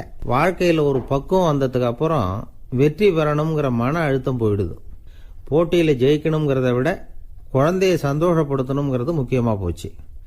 ஜெயிக்கணுங்கிற வெறி ஓடி போட்டுது. ஒரு குழந்தையாக இருந்தப்போ நம்ம வளர்ச்சிக்கு உதவிய வெறி பெரியவனானதுக்கு பிறகு நமக்கு எதிரியாக மாறுது. அதை சரியான சமயத்தில் நாம் புரிஞ்சுக்கிட்டோம்னா போதும், நாம் பொழைச்சிக்கலாம். ஒவ்வொரு மனுஷனுமே வாழ்க்கையோட அடுத்த கட்ட வளர்ச்சியில் அடி எடுத்து வைக்கிற நேரத்தில் தன்கிட்ட இருந்து ஏதோ ஒரு குணத்தை அல்லது தன் குணம் இருந்த ஏதோ ஒரு உறவை வந்து நாம் வந்து இழக்கத்தான் வேண்டியிருக்குது. ஒரு கட்டம் வரைக்கும் உதவியாக இருந்த குணம் வந்து அடுத்த கட்டத்துக்கு தடையாக கூட மாறிடலாம். இந்த பரிமாண மாற்றத்துக்கு உள்ளாகிற ஒவ்வொருத்தரும் பிரத்யட்சமாக இதை வந்து உணர்றாங்க. ஆனால் பல பேர் எப்படின்னா பழசை திறந்துவிட்டு புதிய கொள்கைகளை உருவாக்கிக்கிறதுக்கு இஷ்டம் இல்லாமல் இருந்துடுறாங்க, அல்லது அப்படி செய்ய முடியாமல் தவிக்கிறாங்க. இதையெல்லாம் மீறி அந்த பழசை திறந்துட்டா அதை இழந்ததால் உண்டாகிற மன அழுத்தம் சில காலத்துக்கு வருத்திக்கிட்டு தான் இருக்கும், வேறு வழி இல்லை. ஆரோக்கியமான ஒரு முன்னேற்றத்துக்காக அந்த மன அழுத்தத்தை தாங்கிக்கத்தான் வேணும் அப்படிங்கிறாரு அந்த உலக புகழ்பெற்ற மேதை ஒருத்தர், இந்த ஸ்காட் பெக் அப்படிங்கிறவர். பிறந்த நாள் முதல் இதுதான் சரி அப்படின்னு கற்பிக்கப்பட்டு வந்த ஒவ்வொரு தத்துவத்தையும் தங்களுடைய வளர்ச்சிக்கு தகுந்த மாதிரி மாற்றி அர்த்தப்படுத்தி கொள்ள முடியாமல் வாழ்க்கை சூழல்ல அப்படியே அரைப்பட்டு தூளாகிறவர்கள் தான் ரொம்ப தவிக்கிறாங்களாம். இதுதான் அவருடைய கருத்து. பெரும்பாலும் மனிதர்களுடைய நடுத்தர வயசில், அதாவது 30 தாண்டுகிற சமயத்தில் தான் இந்த தவிப்பு உண்டாகுதான். இதை தான் மேற்கத்திய நாடுகளில் அடிக்கடி மிட் லைஃப் கிரைசிஸ் அப்படின்னு சொல்கிறாங்க. அப்பப்போ பழசையெல்லாம் தொலைச்சி விட்டு புதுசாக பிறக்கிறதுக்கு கற்றுக்கணும். ஒவ்வொரு நிமிஷத்தையும் அந்த நிமிஷத்துக்கு ஏற்ற சித்தாந்தம் கொண்டவர்களாக சந்திப்போம் அப்படிங்கிறார் அந்த உளவியல் நிபுணர். இப்படி பழகிக்கிட்டால் வாழ்க்கை வந்து இன்பமயம், இல்லைன்னா தவிப்பு மயம்தான். பழசை தொலைக்க முடியாதவர்களில் எத்தனையோ பேர் உண்டு, எத்தனையோ ரகம் உண்டு. அதில் வேடிக்கையான நண்பர்களும் உண்டு. ஒருத்தர் நண்பர் வீட்டுக்கு போனார். அவர் வந்து ஏதோ இனிப்பு பலகாரம் கொடுத்து சாப்பிட சொல்லியிருக்கிறாங்க அவங்க வீட்டில். இவர் சாப்பிட்டு பார்த்துட்டு சொன்னாராம், சார் 6 மாதத்துக்கு முன்னாடி ஒரு தடவை இங்கே வந்தேன், அப்போது ஒரு இனிப்பு பலகாரம் கொடுத்தீங்க, அது இதை விட நல்லா இருந்தது சார் அப்படின்னாராம். அப்போ செஞ்ச அதே இனிப்பு பலகாரம் தான் சார் இதுவும் அப்படின்னாராம் அவர். இயேசுநாதர்கிட்ட ஒருத்தர் வந்து கேட்டாராம், இயேசுவே என்னை எவ்வளவு நேசிக்கிறீர்கள் அப்படின்னு. அவர் தன்னுடைய இரு கைகளையும் அகல விரித்து இவ்வளவு என்று சொல்லி சிலுவையில் உயிர் நீத்தார் அப்படின்னு சொல்லுவாங்க. அதாவது அந்த நேசிப்புக்கு எல்லை கிடையாது, அதே போல மன்னிப்புக்கும் எல்லை கிடையாது. இது இயேசுநாதர் சொல்லி கொடுத்த ஒரு பாடம். இயேசுனுடைய சீடர்களில் ஒருத்தன் பீட்டர், அவன் ஒரு நாள் இயேசுநாதர்கிட்ட கேட்டிருக்கான், இயேசுவே நான் வந்து என்னுடைய தம்பி கிட்ட அடிக்கடி சண்டை போட்டுக்கிட்டு இருக்கிறேன், என்னுடைய சகோதரன் கூட, அவனை நான் எத்தனை தடவை மன்னிக்கிறது? ஏற்கனவே 7 தடவை அவனை மன்னிச்சுட்டேன் அப்படின்னு சொல்லியிருக்கிறான். அப்போ இயேசு சொன்னாராம், மன்னிக்கிறதுக்கு எத்தனை தடவைங்கிற கணக்கெல்லாம் கிடையாது. எத்தனை தடவை உன்னுடைய சகோதரன் உன்னை கோபப்படுத்துகிறானோ அத்தனை தடவை நீ மன்னிக்கிறதுக்கும் தயாராக இருக்கணும், அதுதான் அப்படின்னு சொன்னாராம். அப்போ இவனுக்கு ஒன்றும் புரியல, இது என்ன அவன் தப்பு பண்ணிக்கிட்டே இருப்பான், நாம் மன்னிச்சுக்கிட்டே இருக்கிறதா அப்படிங்கிறது மாதிரி குழப்பமாக இருந்திருக்கிறான். அப்போ இயேசுநாதர் தன்னுடைய சீடன் பீட்டர்கிட்ட ஒரு கதை சொன்னாராம். அந்த கதை இன்றைக்கு நாம் வந்து எல்லாரும் சிந்தித்து பார்க்க வேண்டிய ஒரு கதை. அதாவது மன்னிப்பை விரும்புகிறவர்கள் மன்னிக்கவும் தயாராக இருக்க வேண்டும் அப்படிங்கிறது தான் அந்த கதையினுடைய தத்துவம். அந்த இயேசுநாதர் சொன்ன கதை என்னன்னா, ஒரு மன்னர் இருந்தார். அவர் ஒரு நாள் அரண்மனையில் உட்காந்து கணக்கு வழக்குகள்லாம் பார்த்துக்கிட்டு இருந்தார். நம்ம அரண்மனையிலேருந்து யார் யார் அரசாங்க கடன் வாங்கியிருக்கிறாங்க, யார் யார் திருப்பி செலுத்தி இருக்கிறாங்க அப்படிங்கிற விவரத்தையெல்லாம் பார்த்துக்கிட்டு இருந்தார். அப்போ தான் புரிஞ்சுது, அந்த அரண்மனையில் வேலை செய்கிற ஒருத்தனே அரசாங்க கடன் ஒரு வாங்கியிருக்கிறான். எவ்வளவு? 10,000 பொற்காசுகள் வாங்கியிருக்கான் கடன். இந்த 10,000 பொற்காசுகளை திருப்பி செலுத்தலை அரசாங்கத்துக்கு. இது மன்னர் கவனத்துக்கு வந்தது. உடனே நம்ம அரண்மனையில் இருக்கிறவனே அரசு கடன் வாங்கி திருப்பி செலுத்தாமல் இருக்கான், அவனை கூப்பிட்டு வாங்கன்னு சொல்லி கூப்பிட்டுட்டு வந்தாங்களாம். விசாரிச்சிருக்கிறாங்க, என்னப்பா நீ எவ்வளோ ஒன்று? ஆமாங்க 10,000 பொற்காசுகள் வாங்கியிருக்கிறேன், இன்னும் திருப்பி கட்டலைன்றிருக்கான். உடனே அவர் மன்னர் சொல்லியிருக்கிறார், நம்ம சட்டத்திட்டப்படி நீ உடனே பணத்தை திருப்பி கட்டிடு. அப்படி உன்னால் கட்ட முடியலன்னா உன்னுடைய வீடு வாசல் சொத்து சுகம் எல்லாத்தையும் விற்று அந்த பணத்தை அரசு கருவூலத்தில் சேர்த்துக்கிறதுக்கு நானே ஏற்பாடு பண்ணிடுறேன் அப்படின்னு அந்த மன்னர் சொன்னாராம். இவன் அப்படியே அதிர்ச்சி ஆகிட்டான், அப்படியே பொத்துன்னு காலில் விழுந்தானா. மன்னா என்னை மன்னிச்சுங்க, என்னால் முடியல, எனக்கு மன்னிப்பு கொடுங்க அப்படின்ட்டுருக்கான். உடனே அவர் எழுந்திரிச்சு, சரி நீ மன்னிப்பு கேட்டுவிட்ட, அதனால் உன்னை மன்னிக்கிறேன், நீ பணம் கட்ட வேண்டாம் அப்படின்னு சொல்லி அந்த மன்னர் அவனை விட்டுட்டாராம். பணத்தையும் தள்ளுபடி கொண்டார், நீ திருப்பி கட்ட வேண்டான்னு. இவனுக்கு ரொம்ப மகிழ்ச்சி, அதனால் ரொம்ப உல்லாசமாக வந்துகிட்டு இருக்கிறான். தெருவில் வந்துக்கிட்டு இருக்கிறப்ப இவங்கிட்ட கடன் வாங்கின ஒருத்தன் எதுக்கு வந்துக்கிட்டு இருக்கான். அவன் இவங்கிட்ட ஒரு 100 பொற்காசுகள் கடன் வாங்கியிருக்கான். அவன் வந்தான், இவன் போய் அவன் சாட்டையாக பிடிச்சிக்கிட்டான், நீ எப்படா என் கடனை திருப்பி கொடுக்க போகிறேன்னு. அவன் இப்போ முடியல, கொஞ்சம் பொறுத்துக்கா, அப்புறம் தாரேன் இருக்கான். அதெல்லாம் முடியாது, நீ கொடுத்து தான் ஆகணும் அப்படின்னு இவன் புடிவமாக சொல்கிறான். இப்போ நிலைமையை பாருங்கள், இவன் ஏற்கனவே இவன் 10,000 பொற்காசுகள் அரசாங்கத்தில் கடன் வாங்கினா அதுக்கு மன்னிச்சு விட்டுட்டார் இவனை. ஆனால் இவன் இன்னொருத்தனை மன்னிக்கிறதுக்கு தயாராக இல்லை. இவங்கிட்ட கடன் வாங்கின இன்னொருத்தன் 10 பொற்காசுகள், அவனை மன்னிக்க தயாராக இல்லை. அவனை கொண்டு போய் நீதிமன்றத்தில் கொண்டு போய் நிறுத்தி தண்டனை வாங்கி கொடுத்துட்டான். நீதிபதி என்ன சொன்னார், அந்த இவன் வாங்கின பொற்காசுகளை திருப்பி கட்டுற வரைக்கும் ஜெயிலில் இருக்கணுங்கிறது தீர்ப்பு. ஆனால் உடனே அரசர் காதில் வந்து விழுந்தது.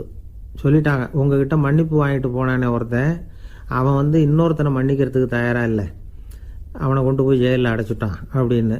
உடனே மன்னர் பார்த்தார், இவனை மறுபடியும் கூப்பிட்டு வர சொன்னார். தபாரப்பா, நான் வந்து உன்னை மன்னிச்சு விட்டேன், ஆனால் நீ இன்னொருத்தனை மன்னிக்கிறதுக்கு தயாராக இல்லை, அதனால் என்னுடைய தீர்ப்பையும் மாத்துறேன், நீயும் அரசு கடன் தீர்ற வரைக்கும் ஜெயிலில் தான் இருக்கணும் அப்படின்னு சொல்லி ஜெயிலுக்கு அனுப்பிச்சிட்டாராம். இப்படி ஒரு கதையை இயேசுநாதர் தன்னுடைய சீடருக்கு சொன்னதாக ஒரு வரலாறு. அது என்ன, அதுலேருந்து நாம் புரிந்து கொள்ள வேண்டியதுன்னா, நாம் வந்து மன்னிக்கப்படணும்னு நாம் விரும்புகிறோம்னா நாம் இன்னொருத்தரை மன்னிக்கிறதுக்கு தயாராக இருக்கணும். அதனால் நாம் வந்து இன்னொருத்தரை யாரையும் மன்னிக்க மாட்டோம், ஆனால் என்ன இன்னொருத்தர் மன்னிக்கணும் அப்படிங்கிறது மாதிரி செய்யக்கூடாதுன்னு சொல்லுவாங்க. அது மாதிரி நாம் வந்து இப்போ இது தப்பாக புரிஞ்சுக்கிறவங்களும் இருக்கிறாங்க. பாவம் மன்னிப்புங்கிறதுலாம் எதுக்குன்னா, அதாவது மறுபடியும் பாவம் செய்யாமல் இருக்கிறதுக்காக தான். அதான் மன்னிக்கிறாரே அப்படிங்கிறதுக்காக மறுபடியும் பாவம் பண்ணிகிட்டு இருக்கிறது இல்லை. அதான் ஒருத்தர் கேட்டாராம், பாவத்திலேருந்து மன்னிப்பு கிடைக்கணும்னா நீ என்ன செய்யணும் அப்படின்னு கேட்டிருக்காரு. அதுக்கு அவன் சொல்லியிருக்கிறான், நான் முதல்ல பாவம் செய்யணும், அப்போ தானே மன்னிப்பு கிடைக்கும் அப்படின்னு நானாம். இப்படிப்பட்டவர்கள் தான் இன்றைக்கி உலகத்தில் அதிகமாக இருக்கிறாங்க. அதனால் இந்த மன்னிப்பின் மகத்துவங்கிறது இயேசுநாதர்கிட்டேருந்து தான் நாம் புரிஞ்சுக்கணும். அந்த இயேசு சொன்ன அந்த மன்னிக்கிற மனோபாவம் இருந்தால் இன்னைக்கு உலகம் பூராவும் அமைதி பூங்காவாக இருக்கும். அதில் ஒன்றும் ஆச்சரியமே இல்லை, அதில் ஒன்றும் சந்தேகமும் இல்லை. அதனால் மன்னிக்கிற மனோபாவத்தை நாம் எல்லாரும் நமக்குள்ளே வளர்த்து கொள்ள வேண்டும். அப்படிங்கிறது தான் நாம் இன்றைக்கு எல்லோரும் சிந்தித்து பார்க்க வேண்டிய ஒரு செய்தி. ஒரு வயசான அம்மா தெரு வழியாக போயிட்டு இருந்தாங்க. அவங்க கையில் எண்ணத்தையோ வச்சுக்கிட்டு அதை அடிக்கடி பார்த்துக்கிட்டே இருந்தாங்க. ஒருத்தன் மெதுவாக அவங்கக்கிட்ட போய் கையில் இருக்கிறது என்ன அப்படின்னு எட்டி பார்த்தா அவங்க கையில் 4 பல் இருந்துதான். இவன் ஆச்சரியமாக அந்த அம்மாவை பார்த்தான். ஏம்மா உனக்கு என்ன பைத்தியமா, ஏது இந்த பல்லு, இதை என்னத்துக்காக கையில் வச்சுக்கிட்டு அலைஞ்சிக்கிட்டு இருக்கிற அப்படின்னு கேட்டிருக்கான். அதுக்கு அந்த அம்மா விவரம் சொல்ல ஆரம்பித்தாங்களாம். இதை பாருப்பா, எனக்கு ஒரு மகன் இருந்தான், அவனை ரொம்ப செல்லமாக வளர்த்தேன். அவனை தரையிலே நடக்க விடுறதில்ல, எப்பவும் தூக்கி வச்சுக்கிட்டு இருப்பேன்.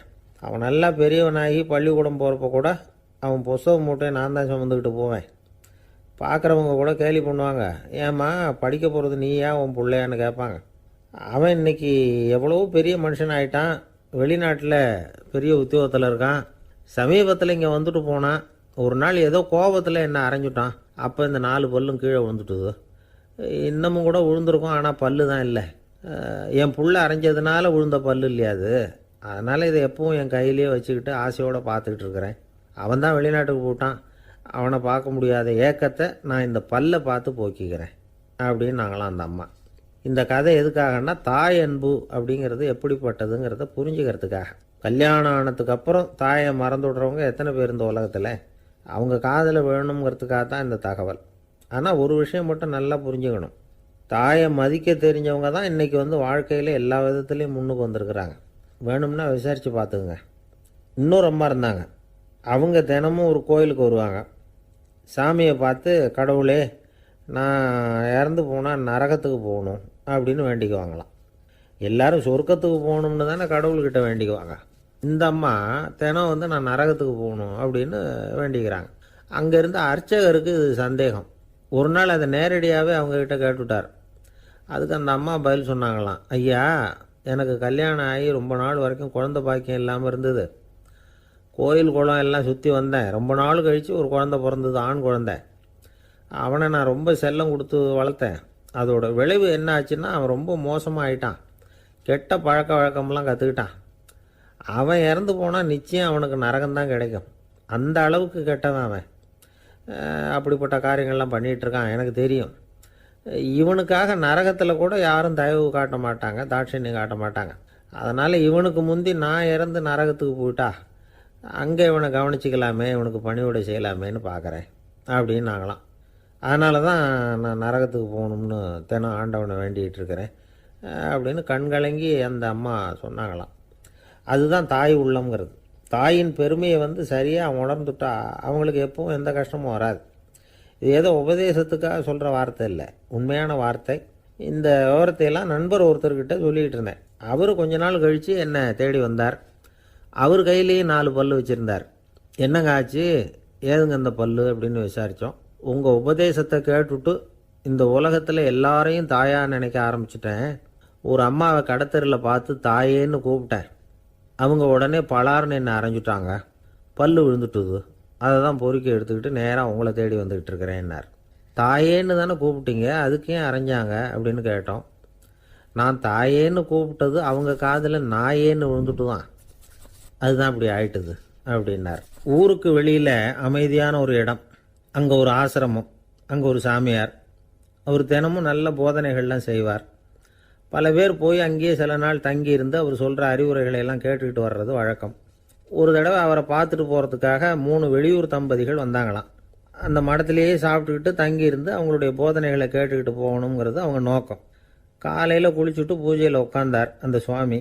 இவங்களும் குளிச்சுட்டு அந்த பூஜையை பார்க்கறதுக்காக அவர் முன்னாடி உட்காந்தாங்க. பூஜை ஆரம்பமாச்சு. சம்பிரதாயப்படி அது ரொம்ப நேரம் நடந்துக்கிட்டே இருக்குது. இவங்களுக்கு நல்ல பசி இருந்தாலும் இந்த நேரத்தில் அதை எப்படி வெளியில் காட்டிக்கிறது? பேசாமல் இருந்தாங்க. அந்த சுவாமி பூஜையை முடித்தார். அதுக்கப்புறம் பேச ஆரம்பித்தார். பேச்சு அருமையாக தான் இருந்தது, அமிர்தமாக தான் இருந்தது. இருந்தாலும் இவங்களுக்கு இருக்கிற வயிற்று பசி அது சரியாக கவனிக்க விடலை. அந்த சுவாமியே இதை கவனித்ததா தெரியல. இவங்களுக்கு மனசுக்குள்ளே ஒரு எண்ணம், உள்ளே சாப்பாடு தயாராகிட்டு இருக்கும் போல இருக்குது, இந்த பேச்சு முடிஞ்சதும் நம்மளை உள்ளே அழைச்சிட்டு போய் சாப்பாடு போடுவாங்கன்னு நினைக்கிறோம் அப்படின்னு இவங்களாம் நினச்சிக்கிட்டாங்க. ஆனால் சுவாமி இதை பற்றி எதுவுமே பேசலை, கண்டுக்கலை. ஒரு அம்மாவால் அதுக்கு மேலே சும்மா இருக்க முடியுமா? முடியல. சாப்பாட்டை கவனிக்கலாமா அப்படின்னு சொல்லி மெதுவாக ஆரம்பித்தாங்க. கவனிக்கலாமே அப்படின்னு உள்ளே அழைச்சிட்டு போனார் சுவாமி. இவங்க ரொம்ப அவசரமாக எழுந்திருச்சு உள்ளே ஓடினாங்க. அங்கே ஒரு மேஜை மேலே ஒரு கிண்ணம் மூடி இருந்தது. இதுதான் சாப்பாட்டு மேஜை போல இருக்கு, இங்கே சாப்பாடு வந்துடும் அப்படின்னு நினச்சாங்க. உடனே போய் சுற்றி உட்காந்துக்கிட்டாங்க. சுவாமி அந்த கிண்ணத்தை எடுத்து அந்த அம்மா கிட்ட கொடுத்தார். அவங்க அதை வாங்கி மூடியை திறந்து பார்க்குறாங்க. உள்ளே ஒரு சாவி இருக்குது. சரிதான், இது சமையலறை சாவி போல இருக்கு. அங்கே போய் அதை திறந்து சாப்பாட்டை நாமே எடுத்துக்கிட்டு வந்து இங்கே வச்சுக்கிட்டு சாப்பிட்ணும் போல இருக்கு அப்படின்னு நினச்சாங்க. சாவி இருக்கு இல்லையா, வாங்க பூட்டு நிறையா காட்டுறேன் அப்படின்னு சுவாமி அவங்கள அழைச்சிட்டு போனார், காட்டினார். இவங்க அந்த அறையை ரொம்ப ஆவலோடு திறந்தாங்க. உள்ளே பார்த்தா அங்கே அரிசி, பருப்பு, விதவிதமான காய்கறி எல்லாம் இருக்குது. சமையலுக்கு வேண்டிய மிளகாய், எண்ணெய், பால், தயிர், நெய் இப்படி எல்லாமே இருக்குது. அடுப்பு, விறகு, நெருப்பு போட்டி அது கூட அங்கே இருக்குது.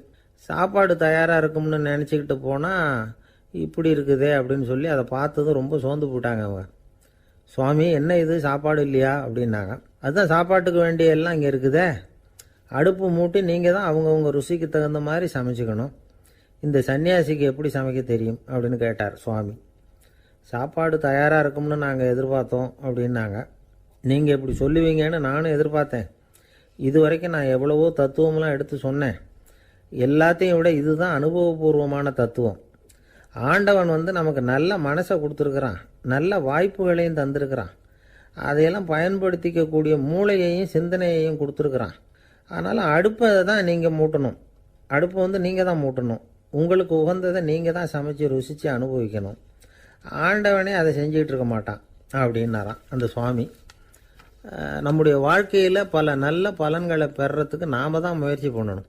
அதுக்குரிய சூழ்நிலையை தான் ஆண்டவன் கொடுப்பானே தவிர அதை விளக்கிறதுக்காக தான் அந்த சுவாமி அப்படி செஞ்சு காட்டியிருக்கிறார். இது ஒரு பெரியவர் இப்படி ஒரு விளக்கம் கொடுத்தார். அதுக்கப்புறம் அந்த 3 தம்பதிகளும் தெளிவடைஞ்சுட்டாங்களாம். நாம் தெளிவடைகிறது எப்போங்கிறது தான் தெரியல அப்படின்னு பல பேர் இதை கேட்டுட்டு சொல்லிகிட்டு இருக்கிறாங்க. இந்த கதையை நம்முடைய நண்பர் ஒருத்தர்கிட்ட சொன்னேன். அந்த நண்பர் ரொம்ப சந்தோஷப்பட்டார். நீங்கள் சொல்கிறது கரெக்டு சார், ஆனால் நான் அதை விட ஒரு படி மேலே சார். எனக்கெல்லாம் அரிசி, பருப்பு இருக்கிற ரூம் எதுன்னு கையை காட்டிட்டா போதும். உடனே கிண்ணத்துலேருந்து சாவியை எடுத்து கொடுக்கணுங்கிற அவசியம்லாம் இல்லை எனக்கு. அப்புறம் எப்படி ரூமை திறந்துருவீங்க அப்படின்னு கேட்டேன். பூட்டை உடைச்சி திறந்துருவேன், அதுதான் எனக்கு பழக்கம் அப்படிங்கிறார். நண்பர் இருக்கார். எப்போ பார்த்தாலும் கையில் ஒரு புத்தகம் இருக்கும்.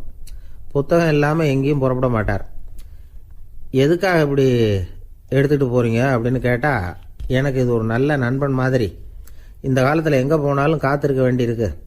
அது மாதிரி சமயத்தில் நான் நண்பன் கூட பேசிக்கிட்டு இருப்பேன் அப்படிம்பாரான். ஒருத்தர் ஒரு பெரிய அரச பதவியில் இருந்தார். அவர் பதவியிலிருந்து இறங்க வேண்டிய சூழ்நிலை. அரசு கொடுத்துருந்த வீட்டை விட்டுட்டு வெளியில் வர்றார். வரும்பொழுது 2 கையிலேயே 2 பெட்டியை எடுத்துகிட்டு வந்தாராம். சார், உங்களுடைய உடைமைகள் அப்படின்னு கேட்குறாங்க அங்கே இருந்த ஊழியர்கள். இவர் தன்னுடைய கையில் இருக்கிற பெட்டியை காட்டி, இதுதான் என்னுடைய சொத்து அப்படின்னாராம். ஒரு பெட்டியில் அவருடைய உடைகள், இன்னொரு பெட்டியில் அவர் விரும்பி படிக்கிற புத்தகங்கள். அவ்வளவுதான். இதுதான் இருந்துதான். புத்தகம் படிக்கிறது மனசுக்கு நல்லதுங்கிறது நமக்கு தெரியும். புத்தக வாசிப்பு உடம்புக்கும் நல்லதுங்கிறாங்க. அது நமக்கு ஆச்சரியமாக தான் இருக்குது. ஒரு நபர் ஒரு வருஷத்தில் சராசரியாக 2000 பக்கங்களை படிச்சிருக்கணுமா, யுனெஸ்கோ பரிந்துரை. ஆனால் நம்ம நாட்டில் நாம் சராசரியாக படிக்கிறது 32 பக்கங்கள். அவ்வளவுதான். இவ்வளவுக்கு நம்ம நாட்டில் 6000த்துக்கும் மேற்பட்ட நாளேடுகள், 2000த்துக்கும் மேற்பட்ட இதழ்கள், மலர்கள் இவ்வளவு இருந்தோம், சரியாக வரல. இந்த உலகத்தில் முதல் நூலகம் எங்கே எப்போ ஆரம்பமாச்சு தெரியுமா? கிமு 2500ஆம் ஆண்டில் அது ஆரம்பமாயிருக்குது. பாபிலோனியாவில் அமில் அணு அப்படிங்கிற அரசன் தான் நூலகத்தை உருவாக்கி இருக்கிறான். அப்போல்லாம் தாள் கிடையாது, களிமண் தான். களிமண் பலகைகளில் எழுதி அது தொகுத்து அப்படியே நூலாக்கி அதை நூலகத்தில் வச்சுருப்பாங்களாம். அரசருடைய நூலகத்தில் 1000த்துக்கும் மேற்பட்ட நூல்கள் இருந்ததாக வரலாற்று குறிப்பு இருக்குது. அது மட்டும் இல்லை, அந்த நூலகத்தில் பொருள் வாரியாக, அதாவது சப்ஜெக்ட் வாரியாக புத்தகங்களை வகைப்படுத்தி வச்சுருந்தாங்களாம். அதில் மிச்சம் இருந்த ஒரு 25 களிமண் பலகை புத்தகங்கள் இன்றைக்கும் பிரிட்டிஷ் அருங்காட்சியகத்தில் இருக்குதான். அச்சு, தாள் இதெல்லாம் ஏற்பட்டதுக்கு அப்புறம் அமைக்கப்பட்டது தான் பிரான்சில் இருக்கக்கூடிய பாரிஸ் நூலகம். 1480 பிரெஞ்சு மன்னர் 11ஆம் லூயி இந்த நூலகத்தை அமைச்சாராம். ஆனால் அப்போல்லாம் அரசர்கள் மட்டும்தான் நூலகத்தை பயன்படுத்த முடியுமா. அதுக்கப்புறம் 17ஆம் நூற்றாண்டில் இந்த முறை மாறி பொதுமக்கள் அங்கே போகலாம், படிக்கலாம் அப்படிங்கிற நிலைமை வந்துதான். போட்லியன் நூலகம் அப்படின்னு அதுக்கு பேர், பாரிஸ் நகரத்தில் இருக்குது. அங்கே தான் நூல்களின் பட்டியல் தயாரிப்பு பணி ஆரம்பமாச்சு. கல்வி வளர்ச்சியையும் நூலகத்தையும் இணைச்சவர் நெப்போலியன் போனபார்ட். முன்பணம் செலுத்தி புத்தகத்தை படிக்கிற முறையையும் அவர் தான் கொண்டுட்டு வந்தாராம். மக்கள்கிட்ட வசூலிக்கிற வரியின் ஒரு பகுதியை நூலகத்துக்கு பயன்படுத்தினவரும் அவர் தானா. நெப்போலியன் நூலகத்தில் உலகத்தில் உள்ள எல்லா மொழி நூல்களும் இருக்குதான். அங்கே ஒரு தமிழ் நூலும் இருந்திருக்குது. அது என்னென்னா கம்பராமாயணம். சோவியத் யூனியனுக்கு படையெடுத்து போனப்போ அங்கேருந்து லட்சக்கணக்கான புத்தகங்களை இந்த பனிச்சறுக்கு வாகனங்கள் இருக்குல்ல, அதில் கொண்டுகிட்டு வந்ததாக வரலாறு. அடுத்தபடியாக குறிப்பிட்டு சொல்லத்தக்க நூலகம் எதுன்னா பிரிட்டிஷ் நூலகம். மிக பழைய கையெழுத்து பிரதியெல்லாம் கூட அங்கே இருக்குது. 1753 ஆரம்பமாச்சு. அதில் உள்ள நூல்களை வரிசையாக அடுக்கினா 180 கிலோமீட்டர் நீளத்துக்கு வருமா. மிகப்பெரிய நூலகம் அமெரிக்க தலைநகர் வாஷிங்டனில் இருக்குதான். இந்தியாவை பொறுத்த வரைக்கும் பெரிய பழைய நூலகம் எதுன்னா கல்கத்தா நூலகம். எல்லா இந்திய மொழி நூல்களும் இங்கே உண்டு. மகாகவி பாரதியார் நடத்தின இந்தியாங்கிற இதழின் எல்லா பிரதிகளும் அங்கே பாதுகாப்பாக இருக்குது. படிக்கும் பழக்கம் இங்கே வளர வேண்டியிருக்குது. ஒருத்தர்கிட்ட ஒரு புஸ்தகத்தை கொடுத்து விமர்சனம் எழுத சொல்லியிருந்தாங்க. கொஞ்ச நாள் கழித்து அவரை போய் பார்த்து, என்னங்க புஸ்தகத்தை படித்து பார்த்தீங்களா அப்படின்னு கேட்டாங்களாம். இதுக்கு அவர் சொல்லியிருக்கிறார், இன்னும் நான் படித்து பார்க்கலிங்க, இப்போ தானே விமர்சனமே எழுதி முடிச்சிருக்கிறேன், இனிமே தான் படிக்கணும் அப்படின்னாராம். ஒருத்தர் அவசரமாக போய்கிட்டு இருந்தார். எங்கே போய்கிட்டு இருக்கீங்க அப்படின்னு கேட்டார் ஒரு பெரியவர். கடைக்கு போகிறேன் சார், சாமான் வாங்கிறதுக்கு அப்படின்னார். அங்கே போகிறதுக்கு முன்னாடி தெரிஞ்சிக்க வேண்டியதெல்லாம் தெரிஞ்சுக்கிட்டீங்களா அப்படின்னு கேட்டார் பெரியவர்.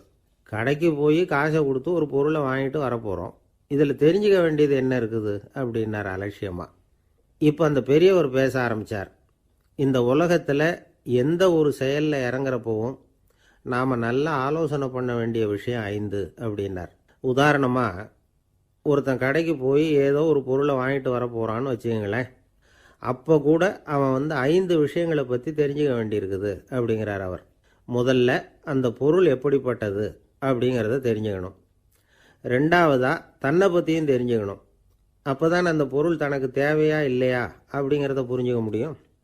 மூணாவதாக தெரிஞ்சுக்க வேண்டியது ஒன்று இருக்குது. அது என்னென்னா, அந்த பொருளை அடையறதுக்கு வழி என்ன அப்படிங்கிறத தெரிஞ்சுக்கணும். அதாவது எவ்வளவு பணம் கொடுத்தா அது கிடைக்கும், இது மாதிரியான விஷயங்கள்.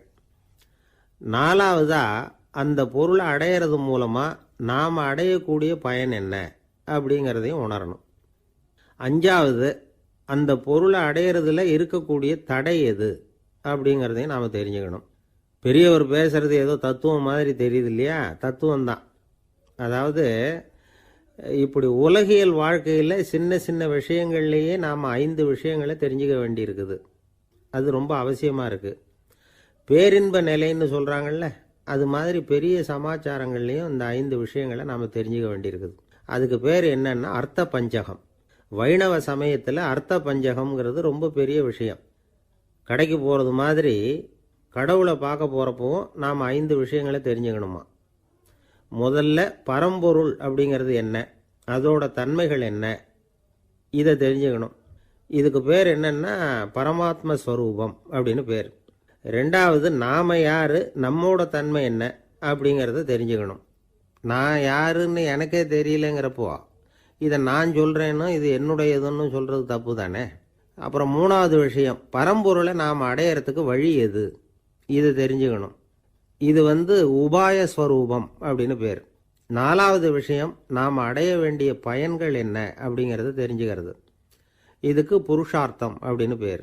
அஞ்சாவது, அந்த பயனை அடைய விடாமல் தடுக்கிற தடைகள் யாவை அப்படிங்கிறது தெரிஞ்சுக்கிறது. இது விரோதி ஸ்வரூபம். இதைத்தான் தடையியல் அப்படின்னு சொல்கிறாங்க. அதாவது பரமாத்மாவை பற்றிய அறிவு, ஜீவாத்மாவை பற்றிய அறிவு, உபாயம் பற்றிய அறிவு, புருஷார்த்தம் பற்றிய அறிவு, இந்த 4 அறிவுக்கும் எதிரடையா, அதாவது அதையெல்லாம் தப்பாக புரிஞ்சுக்கிறதால உண்டாகக்கூடிய அறிவு விரோதி ஸ்வரூபம். என்ன இது தகவலில் ஏதாவது கதை சொல்லுவீங்கன்னு பார்த்தா ஏதோ தத்துவம் பேசிகிட்டு இருக்கிறீங்களே அப்படின்னு நினைக்கலாம். இதுவும் தெரிஞ்சுக்க வேண்டிய ஒரு பெரிய விஷயந்தான். காதில் போட்டு வச்சா எப்போவாவது உபயோகப்படும். என்னுடைய நண்பர் ஒருத்தர் ஒரு நாள் என்கிட்ட சொன்னார், சார், அடுத்த மாதம் தஞ்சாவூரில் ஒரு கல்யாணம், போகிறதா வேண்டாமா அப்படின்னு ஒரே குழப்பமாக இருக்குது அப்படின்னார். நான் உடனே இந்த அர்த்த பஞ்சக உபதேசம் பண்ண ஆரம்பித்தேன். அவர் எல்லாத்தையும் பொறுமையாக கேட்டுவிட்டு, சரி சார், நான் போகிறதுன்னு முடிவு பண்ணிவிட்டேன்னார். எப்படி இந்த முடிவுக்கு வந்தீங்க அப்படின்னு கேட்டேன்.